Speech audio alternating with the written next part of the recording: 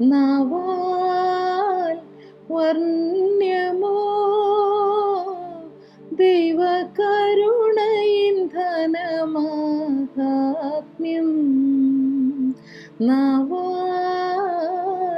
വർണ്യമോ ദൈവസുതൻ പശുശാലയിൽ നരനായി അവതരിച്ചതോ വെറും കഥയോ. ദൈവസുതൻ പശുശാലയിൽ നരനായി അവതരിച്ചതോ വെറും കഥയോ. ഭുവനമൊന്നാകെ ചമച്ചവനൊരു ചെറു ഭവനവും ലഭിച്ചതില്ലെന്നോ. ഭുവനമൊന്നാകെ ചമച്ചവനൊരു ചെറു ഭവനവും ലഭിച്ചതില്ലെന്നോ. ദൈവകരുണയിൻ ധനമാഹാത്മ്യം. നാവാൽ വർണ്യമോ ദൈവകരുണയിൻ ധനമാഹാത്മ്യം. ദൈവത്തിരുനാമത്തിന് മഹത്വം ഉണ്ടാകുമാറാകട്ടെ. സ്വർഗത്തിലെ ജീവനുള്ള ദൈവത്തിൻ്റെ കരുണയുടെ മാഹാത്മ്യം മനുഷ്യൻ്റെ നാവുകൊണ്ട് വർണ്ണിക്കുവാൻ കഴിയുമോ? ദൈവകുമാരൻ ഈ ഭൂമിയിലേക്ക് ഒരു പശുത്തൊഴുത്തിൽ ഭൂജാതനായത് മനുഷ്യൻ്റെ നാവുകൾക്ക് വർണ്ണിക്കുവാൻ കഴിയുമോ?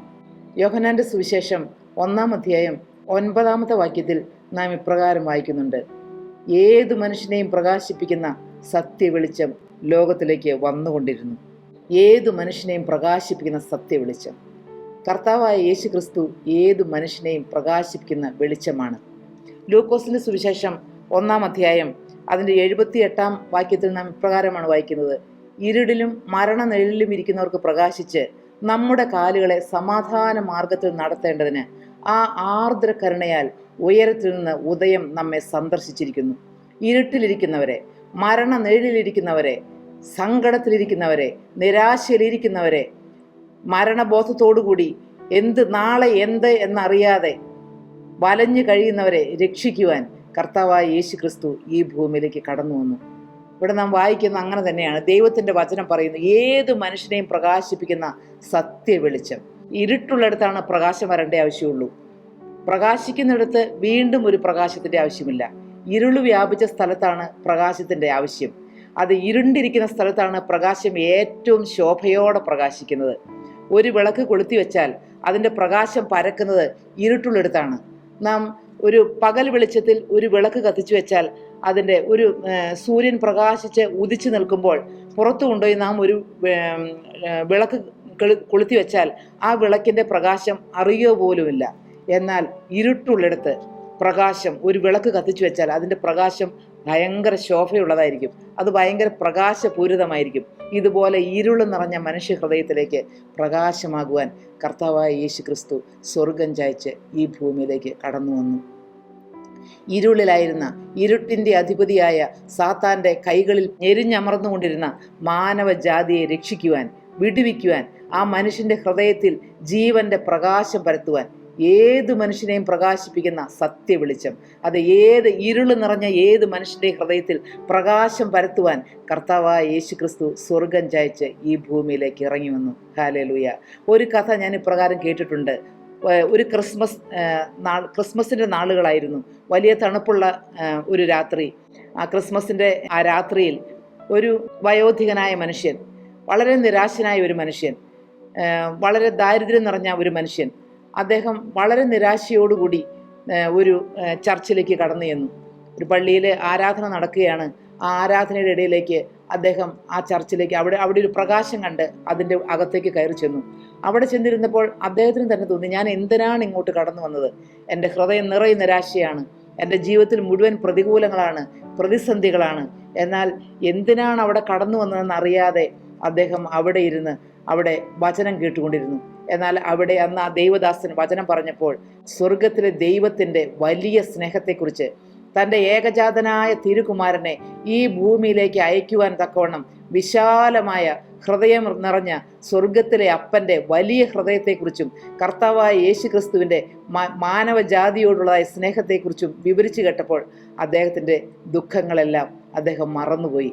തന്നെ സ്നേഹിച്ച് തന്നെ വീണ്ടെടുക്കുവാൻ ജീവനുള്ള ക്രിസ്തു ഈ ഭൂമിയിലേക്ക് കടന്നു വന്നുവെന്നും എൻ്റെ ജീവിതം യേശുവിൻ്റെ കരങ്ങളിലേക്ക് കൊടുത്താൽ എൻ്റെ ജീവിതത്തിലും പ്രകാശം പരത്തുവാൻ ഈ ക്രിസ്തുവിന് കഴിയുമെന്നും അദ്ദേഹം വിശ്വസിച്ചു. ആ മനുഷ്യൻ്റെ നിരാശകൾ മാറിപ്പോയി. അന്ന് ആ പള്ളിയിൽ നിന്ന് ഇറങ്ങി പോകുമ്പോൾ, ആ ചർച്ച് വിട്ടു പോകുമ്പോൾ അദ്ദേഹം ഹൃദയം നിറയെ ആനന്ദമുള്ളവനായി കടന്നുപോയി. അതെ, ഇതുപോലെ കൂരിരുട്ട് നിറഞ്ഞ ജീവിതങ്ങളിൽ, കൂരിരുട്ട് നിറഞ്ഞ ഹൃദയങ്ങളിൽ പ്രകാശം പരത്തുവാനാണ് കർത്താവായ യേശു ക്രിസ്തു ഈ ഭൂമിയിലേക്ക് വന്നത്. ഇരുണ്ട ഭൂമിയിൽ പ്രകാശിക്കുന്ന പ്രകാശ ഗോപുരം പോലെ നമ്മുടെ കർത്താവ് നമ്മുടെ ജീവിതത്തിലേക്ക് വന്നാൽ നമ്മുടെ ജീവിതം പ്രകാശമുള്ളതായി തീരും. പ്രിയപ്പെട്ടവരെ, നിങ്ങളുടെ ജീവിതം നിരാശയുള്ളതാണോ? നിങ്ങളുടെ ജീവിതം ദുഃഖമുള്ളതാണോ? അതെ, കർത്താവ് വന്നത് നിരാശരെ തേടിയാണ്. കർത്താവ് വന്നത് അനാഥരെ തേടിയാണ്. കർത്താവ് വന്നത് കുറവുള്ളവരെ തേടിയാണ്. Hallelujah, hallelujah. അനാഥരെയും വിധവമാരെയും അഗതികളെയും സ്നേഹിച്ച ഒരു നല്ലവനായ ക്രിസ്തു, ചുങ്കക്കാരെയും പാപികളെയും സ്നേഹിച്ച കർത്താവ് തന്നെത്താൻ വെളിപ്പെടുത്തി നിങ്ങളോട് കൂടെ വസിക്കുന്ന ഒരുവനാണ് വെളിപ്പെടുത്തുവാൻ കർത്താവ് ഈ ഭൂമിയിൽ ഒരു കല്ലിടാവിൽ വന്ന് പിറന്നു. ഒന്നുമില്ലാത്തവനെ പോലെ, ഒരു അനാഥനെ പോലെ. തനിക്ക് പിറന്നു വീഴുവാൻ ഒരു ഹോസ്പിറ്റൽ ഉണ്ടായിരുന്നില്ല, സ്വന്തമായ ഒരു ഭവനം ഉണ്ടായിരുന്നില്ല. ഒന്നുമില്ലാതെ വെറുതെ മഞ്ഞു വീഴുന്നതായ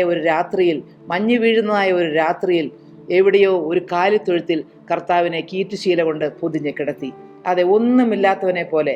പ്രിയപ്പെട്ടവരെ, നിങ്ങൾ നിരാശയിലിരിക്കുന്ന ഒരു വ്യക്തിയാണോ? എൻ്റെ ജീവിതത്തിൽ ഒന്നുമില്ല.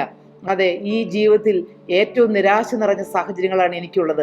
എൻ്റെ ജീവിതം ഒരുപാട് കുറവുകൾ ഉള്ളതാണെന്ന് ആരെങ്കിലും, ഇന്ന് എന്നെ കേൾക്കുന്ന ആരെങ്കിലും പറയുന്നുണ്ടോ? എങ്കിൽ നിങ്ങളെ പ്രകാശിപ്പിക്കുവാനാണ് കർത്താവായ യേശു ക്രിസ്തു ഈ ഭൂമിയിലേക്ക് കടന്നു വന്നത്. കുറവുള്ളിടത്ത് നിറവ് പകരുവാനാണ് എൻ്റെ യേശു ഈ ഭൂമിയിലേക്ക് കടന്നു വന്നത്. കർത്താവായ യേശു ക്രിസ്തുവിനെ കാലിത്തൊഴുത്തിൽ ഭൂജാതനായി കണ്ടു. എന്നാൽ ഈ കർത്താവിനെ ശീമോന്റെ മണിമേടയിലും കാനാവിലെ കല്യാണ വീട്ടിലും കാണുന്നു.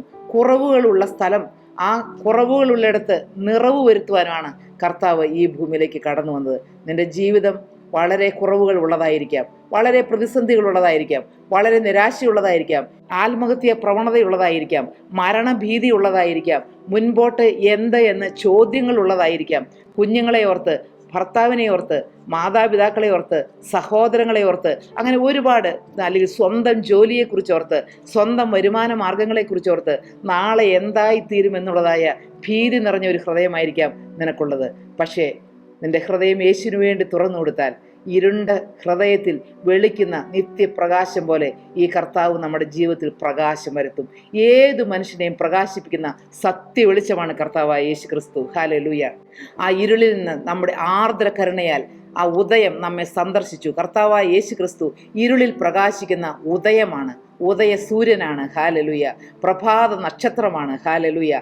ഈ കർത്താവ് നമ്മുടെ ജീവിതത്തിലേക്ക് വരുന്നതാണ് നമ്മുടെ ജീവിതത്തിലെ ഏറ്റവും വലിയ ഭാഗ്യം. ഈ ക്രിസ്മസ് നാളുകളിൽ ലോകമെങ്ങും ക്രിസ്തുവിൻ്റെ ജനനത്തെക്കുറിച്ച് ഘോഷിക്കുമ്പോൾ, വളരെ ആഘോഷത്തോടെ കൊണ്ടാടുമ്പോൾ, ക്രിസ്മസ് കേക്കുകളും ക്രിസ്മസ് നക്ഷത്രങ്ങളും ഗ്രീറ്റിംഗ്സ് കാർഡുകളും അങ്ങനെ എല്ലാമായി ലോകം അതിനെ ആഘോഷിക്കുമ്പോൾ, ദൈവപൈതലേ, നിന്റെ ഹൃദയത്തിൽ, പ്രിയ സഹോദര, പ്രിയ സഹോദരി, നിന്റെ ഹൃദയത്തിൽ ഈ യേശു ഒന്ന് പിറന്നാൽ അതാണ് ഏറ്റവും വലിയ ഭാഗ്യം. ഈ ക്രിസ്മസ് നാളുകൾ അതിന് മുഖാന്തരമായി തീരട്ടെ. നല്ലവനായ യേശുവിന് വന്നു പിറക്കുവാൻ നമ്മുടെ ഹൃദയം നമുക്ക് തുറന്നു കൊടുക്കാം.